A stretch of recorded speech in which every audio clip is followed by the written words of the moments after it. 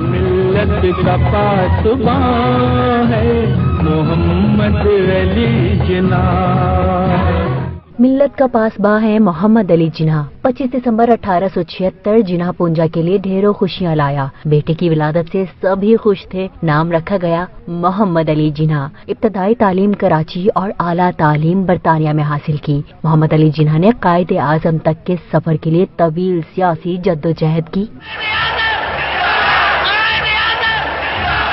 بابائے قوم نے سیاسی سفر کا آغاز 1906 میں نیشنل کانگریس سے کیا، لیکن چند برس بعد مسلم لیگ میں شامل ہو گئے اور مسلمانوں کے لیے علیحدہ وطن کے لیے جدوجہد کی۔ ان کی جدوجہد کے نتیجے میں 14 اگست 1947 کو پاکستان وجود میں آیا۔